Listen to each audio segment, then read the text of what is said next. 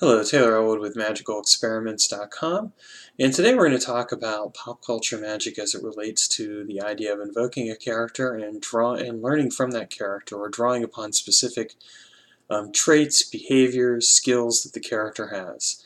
One of the most wonderful things about pop culture is that you get to see a wide variety of different characters with a wide variety of skill sets. And actually, in all fairness, you see the same to some degree within older cultures as well. You have different entities or deities that have specific skill sets that can become patrons for you. Well, it's the same thing with pop culture. And so, for example, if you want to learn how to be stealthy, learn how to move stealthy, learn how to be a bit more stealthy in what you're doing, Solid Snake from Metal Gear Solid or Sam Fisher from the Splinter Cell series might be a good character to invoke. Or let's say you want to improve your skills when it comes to something such as handiwork. You might then invoke a character or a persona of somebody who is really good at mechanical expertise and is good at fixing things in order to draw upon their skill sets. What happens is that when you invoke the character, you get access to that skill set. And more importantly, you get the divine inspiration from that character. And so let's say you're trying to learn a skill, it's going to make it easier for you to learn that skill because that character is going to be there, and you will basically be a divine muse of sorts that teaches you that particular skill.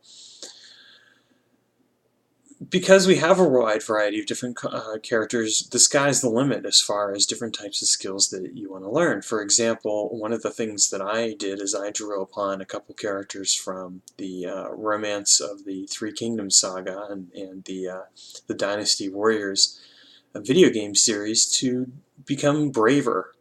I wanted to become a, a braver person, and I felt that by drawing upon these characters who were warriors and had that kind of, had to go out there into battle, that I might be able to learn and draw upon that aspect of bravery in my own life. So that's an example right there. Another example actually involves working with a couple of different magical characters such as Merlin and Gandalf and Harry Potter, and drawing upon their experiences and expertise as magicians in order to influence some of my magical work and how I approach magic. So you see, the important thing is that we recognize that we have access to these different characters, and that we have access to the skill sets as well when we do invocations, and we can usually work out some type of arrangement with them where we learn those particular skills or get their aid in learning those skills. It kind of seems like osmosis, because learning the skill becomes a lot easier than it would have before. It's one of those things where when you're actually doing a given activity, you may find that you end up drawing upon those characters and drawing on your connection with those characters to help you, because when you've done an invocation with a character, you have created a permanent link between yourself and that character. Even if the character isn't being invoked into you at that time, you still have access to the experience that you had with that character. Thanks for watching the video, and if you enjoyed, please subscribe.